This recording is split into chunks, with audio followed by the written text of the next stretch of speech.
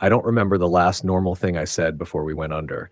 It was probably something stupid, something like, this'll be fun, or we'll be out before dinner. You never realize how ordinary a day starts until it becomes the one you don't come back from. Right. We weren't thrill seekers. We weren't professionals. We were just four guys trying to take our minds off real life for a weekend. You ever do that? Take a trip just to breathe for a bit? That's what this was supposed to be. Me, Jordan, my cousin Liam, Sam, who I've known since 6th grade, and Marcus, the kind of guy who could talk you into doing anything, but still make you feel like it was your idea. It was Marcus's idea, actually. The cave hike. He found it on some forum for abandoned trails and hidden wilderness routes. Untouched paths, he said. Nothing crazy, just something off the grid. We'd done stuff like this before. Small hikes, local forest trails, even an old train tunnel once. But this was the first time we'd be underground. Just a 6-hour in and out, Marcus said while we were packing. It's not like we're going spelunking. No tight squeezes, no rappelling, just walking. It was supposed to be dry, mostly level. He showed us a satellite image, even brought a printed map he said someone uploaded a year ago. I was the only one who hesitated. And not because I was scared of caves or the dark, but something about it just felt off. The way Marcus talked about it. The way he smiled when he said we'd be the only ones down there. I should have trusted that gut feeling. But I didn't want to be the downer. I didn't want to be the one who said no when we needed this trip. We all needed it for different reasons. Liam had just gotten dumped after 5 years. Sam was on stress leave from work. They told him if he didn't take time off, he'd lose his job or his mind. And me, I was still trying to get through my mornings without checking if my ex had texted. So yeah, a few hours in a cave with no signal didn't sound so bad. It sounded like quiet. And at the time, quiet was what I thought I needed. We got there just before noon. The cave was out in the middle of nowhere, down a fire road off a forest reserve, hidden behind a cluster of fallen trees and a natural stone ridge. If Marcus hadn't marked the GPS, we never would have found the entrance. It looked harmless from the outside. Just a wide, dark opening framed in moss-covered rock. Cool air drifting out like a deep exhale. The first thing I noticed was the quiet, not the peaceful kind. The kind where even birds didn't chirp nearby. Still, we were in good spirits.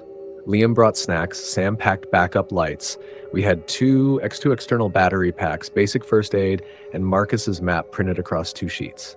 My headlamp was already clipped on, extra batteries in my jacket. Sam took the first photo, us standing just outside the mouth of the cave, holding up peace signs like idiots. I smiled in the picture. I didn't feel like smiling. But the cave welcomed us like it had swallowed things before. We walked in. Light faded fast, but the ceiling stayed high. The walls were wide, smooth in some places, jagged in others. Our boots echoed at first, loud, proud, confident. It felt like a long hallway in a museum, curated, natural, but sculpted. Marcus led the way, checking the map every couple minutes. The red line traced a loop, down into the system, then curving back up on the other side, passing 3 safe spots marked by emergency triangles left by other explorers. We passed the first triangle within 20 minutes. That calmed me down a bit. I even laughed at something Liam said, some dumb joke about Gollum and glowing mushrooms. I looked over at Sam. He was filming, just short clips on his phone. We figured we'd make a montage later. Something to show off. Maybe post it with a title like Exploring the Unknown, Underrated Cave System Adventure. I wish that's what this story was. It took about 45 minutes for the silence to change. You don't notice it right away, but you feel it. First, the echo faded. That may not sound like much, but try to imagine your voice bouncing back at you, and then just stopping. No echo. No feedback. Like the cave just absorbed it. Marcus kept walking like nothing was wrong. Liam started humming to bring the sound back, but it just made it worse. His voice died fast, like the cave didn't want it. The air got colder. Not just cold, heavy. It wrapped around our chests. Not enough to panic, just enough to make you breathe deeper. I checked my watch. We should have passed the second triangle by now. Hey, I said, I think we're off. Marcus paused, pulled the map back out, squinted under his headlamp. Nah, he said, we're still good. Probably just walked slower than I thought. He sounded sure, too sure, so we kept going. That was the last time any of us saw the map. Marcus folded it back up, put it in his jacket. Later, much later, I found that same jacket in a place he never should have been. But there was no map inside, only a name, scratched into the inside lining. Mine. We passed the third triangle about 20 minutes after Marcus said we should have seen the second. At first, we thought maybe he'd read the map wrong, that we just skipped the second marker somehow. But that didn't sit right with me. I walked slower after that. There was something wrong with the way sound moved, or didn't. The deeper we went, the more it felt like our footsteps weren't ours, like they echoed behind us even when we stopped. It was around this time that Sam started checking his phone more often. No bars, of course, but the timer on his screen kept jumping forward. 3 minutes gone, then 2 more, then another 10. It didn't add up. He held it up. Is this thing glitching? It says we've been down here almost 2 hours. Liam looked around and scoffed. Dude, we haven't even been walking an hour. No, I said quietly. We left around noon. It's after 2. Marcus frowned but didn't argue. He just kept going. And then we hit the fork. 2 tunnels. The left sloped gently upward, narrow, with what looked like broken support beams further in, man-made. The right was wide, clean, sloped down slightly, but it looked easier to walk. No debris, no sharp turns. There were no markings, no signs, no triangle. Marcus pulled the map out again, but his light flickered when he opened it. Come on, he muttered, tapping the side of his headlamp. Really? Sam's flashlight clicked on. What do you see? Marcus held the map up, squinted, turned it one way, then the other. Then he said something I didn't expect to hear from him. I don't know. He looked between the tunnels, left, right, then back at the map. I thought this was the loop. You sure this isn't the wrong cave? Liam asked. No, Marcus snapped. It matches. It all matched. Until now. Sam spoke up real quiet. Maybe it changed. We all looked at him. What does that mean? I asked. He shook his head. Nothing, just, doesn't it feel like this isn't where we were supposed to be? Nobody answered. That silence said everything. Eventually, Marcus made the call. We go right. It's wider. We can move faster. Worst case, it loops back. We followed him, because that's what you do, right? You follow the guy with the plan, even when the plan stops making sense. The tunnel turned smooth after a while. The walls felt different, less natural, still rock, but shaped, like something had worn them down in long, sweeping strokes. The air smelled different too, like dust and rust. We walked another 30 minutes. No markers, no new triangle, and the slope kept going down. That's when Liam finally said it. This isn't the trail anymore. Marcus stopped and spun around. Then where are we? We looked at him. He didn't have an answer. We took a break, sat down on the rock, ate some of the trail mix, drank water, tried to laugh a little. Sam showed me his phone again, timer still running, now said 3 hours 41 minutes, but the battery hadn't drained at all. Does this make sense to you? He asked me. No, it was getting colder. I noticed our breath, not frozen, just cold enough to see, and there was still no wind. That's the thing. The cold was still, stagnant, like the kind you find in a closed room that hasn't been opened in years. Then Marcus said something that shut us all up. I think we passed something a while back. What? I asked. He paused. I don't know. A noise. A shadow. I didn't say anything because I didn't want to scare you guys. That's when I realized I hadn't heard my own footstep in a while. We stood, and that's when Sam saw it. He pointed his flashlight toward the wall just ahead, where the tunnel curved into another stretch of darkness. There, in fresh, bright scratches, were 5 letters. Hello, scratched, not written, not painted, not a sign, or something had taken a sharp rock and carved it into the wall hours ago. Did one of you do that? Liam asked. No one answered. Then Sam stepped forward, shined his light a little higher. Right above the words, scratched into the curve of the wall, was a spiral. Thin, shallow, still dusty around the edges, fresh. No one moved for a while. And then, from behind us, maybe 10 feet back, came the first sound none of us will forget. Scratch, sharp, slow, deliberate, like a nail dragged across stone. Sam turned fast, light shaking in his hand. There was nothing there, just empty rock, tunnel behind us. But none of us spoke because we all knew none of us made that sound, and we hadn't passed anyone, not on the way in, not on the trail. Not since stepping inside this place. We were alone. Except now, we weren't. We kept walking. We should have turned back. Every part of me was screaming it. But there was something about seeing that word, hello, scratched into the wall, something that rattled us so deep we couldn't even think straight. Nobody said, let's keep going. We just did. Like the cave pulled us forward. I looked back once, and I swear the tunnel behind us looked different, narrower, like it had shifted when we weren't watching. Marcus eventually checked the map again. He held it up, flashlight jittering. His hands were shaking. It doesn't match, he muttered. What do you mean? I asked. He swallowed. The curves are wrong. The drop should have ended.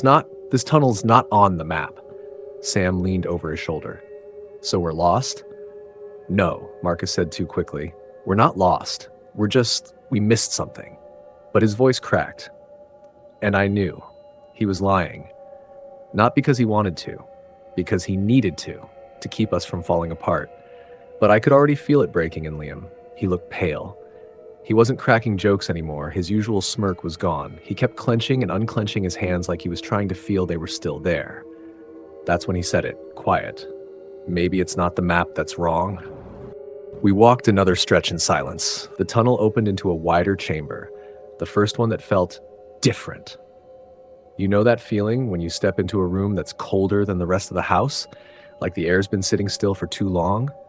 It was like that, except it smelled like stone dust and something wet. The walls were smooth in here, too smooth. And in the center of the floor, directly under a natural arch in the ceiling, there was something new. A pile of stones stacked into a spiral tower about waist high.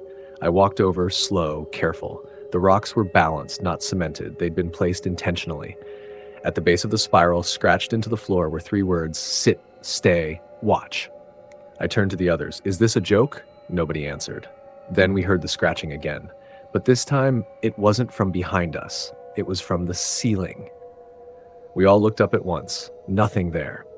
But Sam's light caught something just as we turned away. A smear. A faint red trail across the rock above, like something had been dragged across it. And in the red, scratched letters, "Don't turn around." We all froze. I felt it in my spine. Cold, sharp, immediate. Liam whispered, Is this a prank? No, I said before I could stop myself. This is something else. Sam stepped back toward the tunnel. We should go back, retrace our steps. Even if we're lost, we can backtrack, right? Marcus looked at him. Backtrack to where? And that's when we heard it. Footsteps. Not ours, not echoes. They came from the tunnel behind us. Soft, bare, crunching on loose rock, getting closer. One step, then another, then silence. Sam raised his light and aimed it into the tunnel. Nothing. Just empty dark, but the sound had been real. Liam turned to Marcus. Say it. Marcus shook his head. Say it, man. Marcus finally said the words, I don't think we can go back. We moved on. None of us wanted to admit it, but we were trapped. Trapped in a tunnel that was changing. Walls that didn't match a map. Passages that reshaped themselves when we weren't watching. It didn't feel like we were walking through a cave anymore. It felt like the cave was walking around us. The lights started to dim. Not all at once, slowly. Like something was pressing in, draining them. We switched batteries. Nothing helped. My headlamp worked fine at the entrance. Now it flickered like the battery was dying, even after a fresh pack. That's when Sam said the thing that broke me a little. My flashlight turned off when I said my name. We stopped walking. What? He nodded. I said my name out loud, just thinking out loud, and the light cut out for a second. Then it came back. Marcus asked, did it happen again? Sam looked down. I haven't said it again. We all went quiet. Nobody said their name after that. Not for a long time. We came to another chamber. This one felt wrong. Like stepping into a room that already has your scent in it. Like something's been waiting. The walls here were covered in scratch marks. Hundreds of them. Some shallow, some deep, some curved into spirals. Others written in jagged lines that looked like language but weren't. And then, right in the center of one wall, written in letters as wide as my shoulders. Someone's behind the wall. Sam backed away immediately. Liam wouldn't go near it. I stepped forward. I don't know why. I leaned in, pressed my ear to the cold stone, and I heard it. Not words, not breathing, just scratching. Close. Rhythmic. Like fingernails slowly carving something into the other side. I stepped back. There's something back there. Nobody questioned me because they could hear it too. And I swear, The longer I listened, the more it started to sound like it was writing a sentence. We didn't sleep, didn't even sit. There's something about hearing scratching through solid rock that keeps your knees locked. We waited, stupidly, to see if the sound would stop, but it didn't. It just slowed, like whatever was behind the wall was taking its time. Then it stopped. Dead silence. And when it did, something changed in the air. A pressure shift, like a storm was about to roll in. I felt it deep in my chest. Marcus raised his flashlight and aimed it at the wall again. None of us said anything, because where there had only been scratches before, now there were letters. "Hello, Jordan." The rest of them turned and looked at me. I felt cold wash through me. I didn't tell it my name. Liam whispered, "You didn't have to." We stood in silence for a long time after that. Then Marcus said it. "We're not the first ones down here." He was right. We kept moving forward, because going back wasn't an option now, and the tunnels got tighter. Still walkable, but not comfortably. And the walls were no longer just walls. They were scratched full. Words, spirals, sentences that wrapped from one corner to the next like they were trying to trap the thoughts inside your head. Some were fresh, some were so old they'd faded into the stone. I remember the first one that stopped me cold. I forgot my face. Just carved into the rock like a final thought. And beside it, newer and deeper, I remember yours. Liam stopped walking at that point. Nope, I'm done. He backed into the wall, breathing hard. Sam reached for him, but Liam pushed him away. "I'm done, man. I'm not going another step. You don't see what's happening? This thing knows us. It knows us." Marcus grabbed his shoulders, firm. "Get a grip." But Liam's eyes, they were wide and glassy. He wasn't just panicking. He was seeing something. "I heard it say my name," he whispered. Marcus shook his head. "Nobody said your name." "No, not you. It." We kept going. There was nothing else to do, and the walls kept changing. No more markers, no more signs. The map was useless now, just crumpled paper in Marcus's pack because the cave had no interest in being mapped. That's when I found the next message, short, crooked, deep. "Only one of you leaves." It wasn't written like a threat, it was written like a fact. We took another break in a space that looked like it used to be a carved-out rest chamber. A ledge, some old boot prints, even a decaying rope nailed to the wall. Maybe others had come through years before, maybe they'd made it out, or maybe this was just where they disappeared. We didn't talk much, ate what we could, drank little. That's when Sam pulled out his phone again. He hadn't touched it in hours. He stared at it for a while, then handed it to me. The battery was at 89%. The timer read 12 hours, 38 minutes. But here's the part that chilled me. The video gallery was open, and at the top was a new video. It wasn't one of his. He hadn't taken it. I tapped it, and we watched. A 12-second clip, shaky, dark, but it was clearly inside the cave. The camera moved slowly toward a wall, where a message was being scratched in real time. The sound, exactly the scratching we'd heard. And the message? "Look behind you." We all turned at the same time. Nothing there, no sound, no shadow, just that cold, still, heavy dark. Marcus muttered, "That's not possible." Sam was shaking. "I didn't record that," he whispered. "I didn't. I swear I didn't." I believed him, because I recognized the wall from the video. It was the one we were sitting in front of. And when I looked again, the message was already there. Same shape, same scratch, same crooked letters. "Look behind you." That's when the voices started. Not loud, not all at once. Just hints. Familiar sounds that shouldn't have been in a cave. Sam was the first to react. He spun toward a side wall and said, "Mom." We all froze. "What did you say?" Marcus asked. Sam pointed. "I heard her. I swear. She called my name, said it like she used to when I was a kid, right before bedtime."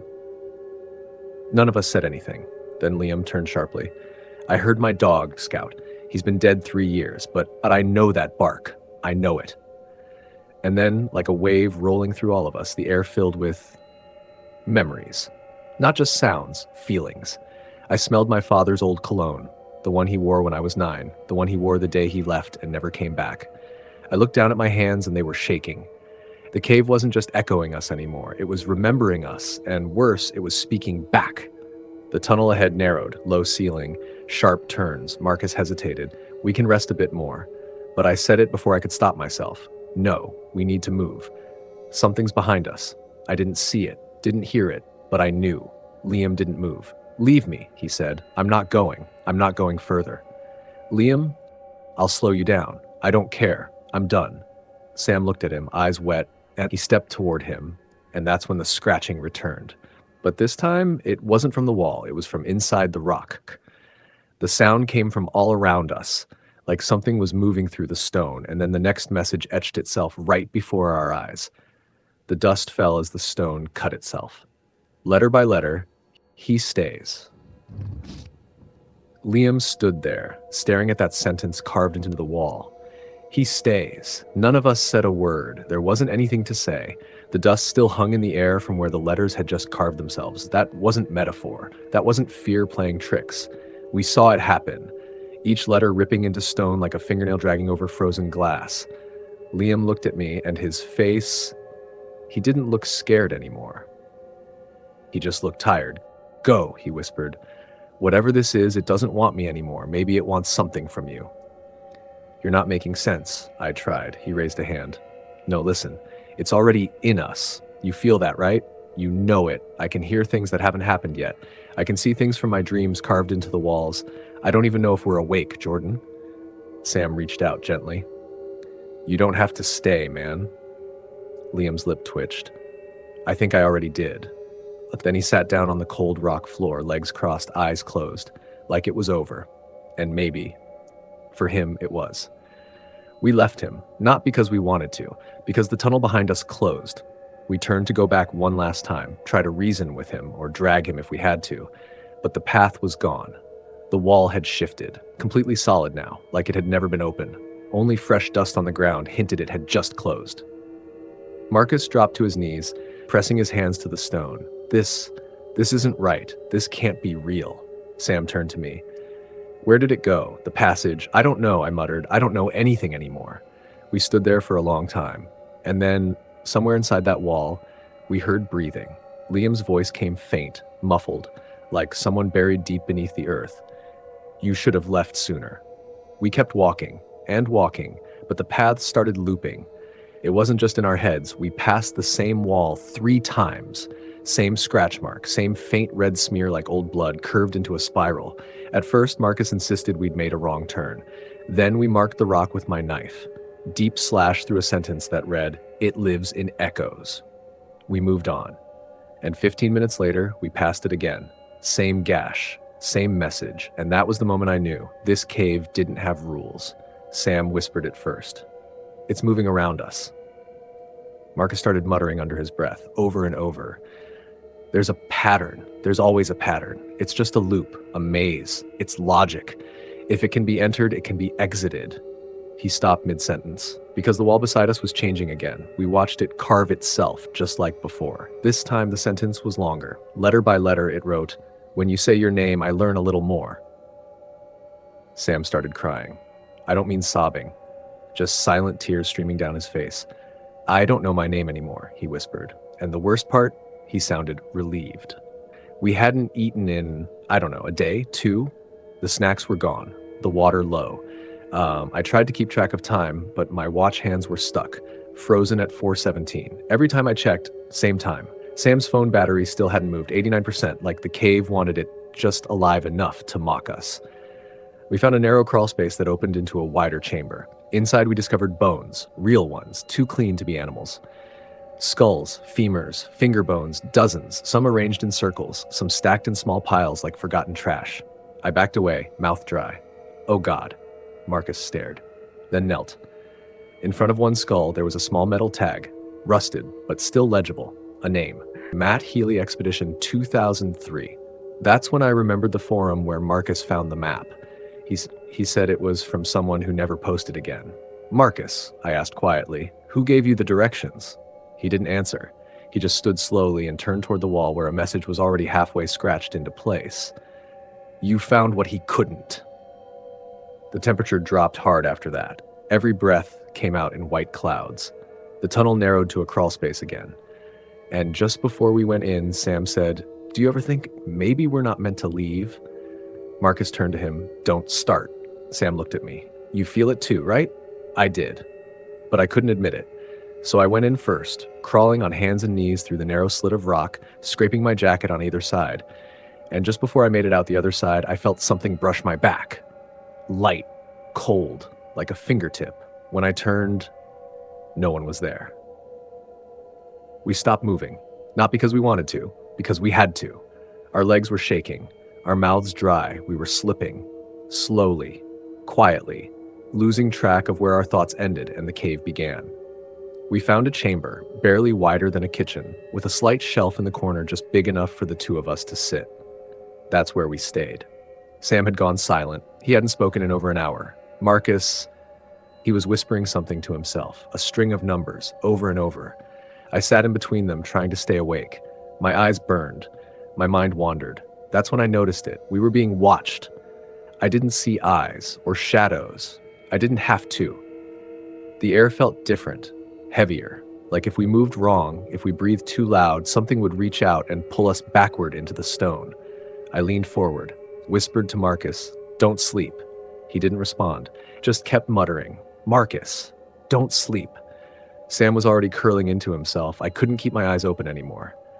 I don't remember closing them. I remember the sound that woke me. Footsteps. Not loud, just steady. Right behind me. I opened my eyes. The cave was black. My headlamp was dead. My body wouldn't move. Something was breathing near my neck. Hot. Slow. I wanted to scream, but my voice wouldn't come out. Then I heard it, faint and wet, right in my ear. "Don't pretend you didn't want this."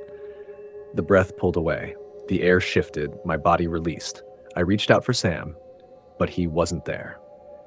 I found him lying 20 feet down the tunnel, face down, one shoe missing, headlamp cracked, his body was shaking. I dropped beside him, rolled him over. He was awake, eyes wide, looking straight at me. His mouth moved, trying to say something, but no sound came out. His lips were bleeding, it's like something had been carved across his cheeks. Small lines, curved spirals cut into his skin like someone had tried to draw through his face. "Sam, hey, it's me. You're okay. You're okay." He shook his head violently. His fingers reached out, scraped into the dirt beside him. He was trying to write something. I held the light over his hand. One word. Quiet. We carried him together, me and Marcus. He couldn't walk. We had to take turns, one of us holding his arm over his shoulder, the other clearing the path. The cave wasn't smooth anymore. It had changed again. The floor was uneven, pulsing slightly under our boots like we were walking over something alive. The walls were covered in names, hundreds, thousands, some scratched wild, some careful, and one I'll never forget. Jordan Russell, my name, written 13 times in different sizes and styles, some messy, some clean, one that looked like a child's handwriting. I stared at it, trying to breathe, trying to remember how I used to write my name, trying to remember if that last one was mine. That's when Marcus saw his, not his first name, not even his last, but his full signature, the one he used on legal documents, exact, unmistakable. He dropped Sam's arm and stumbled back. No, that's not, I never. He looked at me, pale and sweating. I've never been here before. I didn't know how to answer that because the cave was starting to remember us better than we remembered ourselves. It opened suddenly, the largest space yet, dome-shaped, echoing. There were no natural shapes in here. The walls were carved into clean planes. The floor sloped in slightly like a bowl, and the walls were covered in names, from top to bottom, each carved in the exact same font, exact same style, tidy, deep, permanent.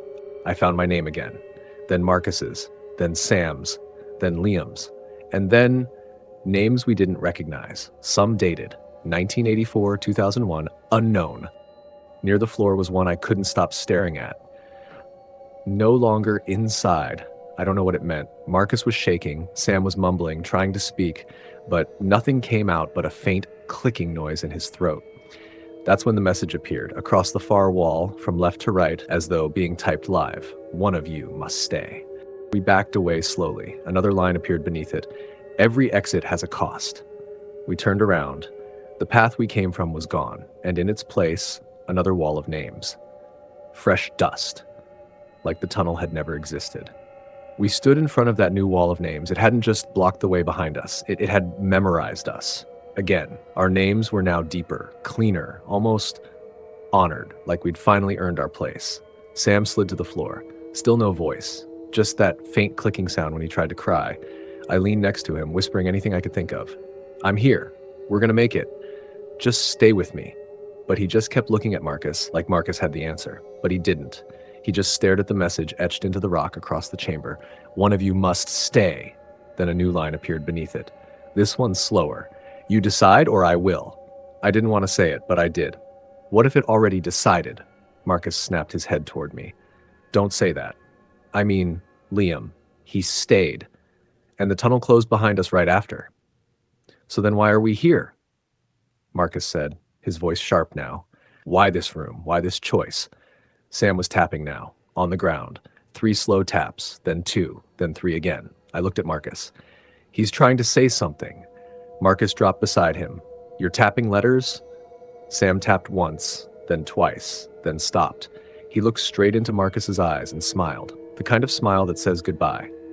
Before we could react, Sam stood up, walked to the center of the room, and sat cross-legged, right beneath the wall of names, and the ground started to shake, only for a moment, a brief pulse like the room took a breath, and then the wall beside us opened, no sound, no warning, just a smooth vertical line splitting down the rock and pulling back like curtains. A tunnel, dark. But there, I turned to Sam, his eyes were closed. The smile was gone, his mouth moved once, a whisper I barely caught. Tell them I wanted to. We crawled through in silence. I didn't speak. Marcus didn't either. The passage was low, maybe 2 feet high at best, and for the first 50 feet, the floor wasn't rock. It was bone, not sharp, not fresh, worn smooth by time, crushed into a packed layer of pale dust. Somewhere in the dark, I thought I heard a whisper that sounded like my voice. Not a memory, not an echo, just my voice, saying something I didn't remember. You left them. We made it through, somehow. The crawl space opened into a new tunnel. Narrow, damp, the stone glistened like it was sweating, and on the wall, freshly scratched, "What are you without them?" I didn't answer. Didn't need to, because Marcus suddenly turned to me and said flatly, "You're not real." I stopped walking. "What? You're not real," he said again. "You haven't spoken since Liam disappeared." What are you talking about? I just talked to you in the chamber. I talked to Sam." He shook his head. "No, you think you did." I felt sick, dizzy. My heartbeat thudded in my ears. This wasn't him talking. This was the cave. Getting in, twisting things. I reached into my pack and pulled out the only solid thing I had left, the knife. Scratched a line into the wall, then another, then I scratched my name. The rock bled, just a little. A thin smear of red that shouldn't have been there, but the letters stayed. The last tunnel wasn't long, but it felt like miles. The deeper we walked, the more wrong the space around us felt. The walls began to breathe, slow pulses like lungs. A low hum vibrated underfoot just below hearing. And then we reached it. The room, it wasn't a chamber. Not really. It was a place built, smooth, circular, clean. A mirror wall on one side. Not polished glass, polished stone. It showed me standing alone. No Marcus, just me. I turned around. He was still behind me. But in the mirror, I was alone. And then I heard my own voice. "You're not the first, Jordan." I took a step back. The mirror didn't. It smiled, and in its eyes, I saw memories I didn't remember, places I'd never been, things I'd never said, but they all felt like mine. Then it said one last thing. "You've been here before." The mirror me didn't move anymore. It just stood there, smiling, calm, like it knew I was about to ask the question. I stepped closer to the wall. The reflection flickered, not like glass, but like something behind a screen, glitching every few seconds. "What do you mean I've been here before?" It didn't speak this time. Instead, words appeared in the dust beneath my feet, scratched in slowly, one line at a time. "Every Jordan tries to leave." I shook my head. "No, that's not possible. I'm me. I came in with Marcus, Sam, Liam. We got lost. This isn't..." Another line appeared beneath the first. "Every Jordan makes a choice." I turned to Marcus. He looked pale, sunken, like he hadn't slept in a week. "What is this?" He just stared at the mirror. "I saw this before," he said, barely audible. "Years ago." I blinked. "What?" "I was here. Not this deep, not this far, but once. I was 16. My uncle took me spelunking. We got turned around. I wandered off, found a tunnel." His voice cracked. "There was a voice. It asked if I wanted to remember." I felt my stomach drop. "And you said yes?" He looked at me. I said no. The floor pulsed again, and a crack opened in the rock beside the mirror. A door. Narrow, bleeding faint white light. We both stared at it. Then the message scratched itself onto the wall, large, clear, final. Only one leaves. I looked at Marcus, he looked at me, and then he reached into his jacket and pulled something out. My flashlight, the one I dropped days ago. I had forgotten all about it. He held it out to me. I think you're the one it wants. I didn't move. Then I said the words I never thought I'd say. What if I don't want it? He smiled. Not bitter, just sad. Then we stay here forever. The floor cracked wider, the door pulsed again, and then came the voice.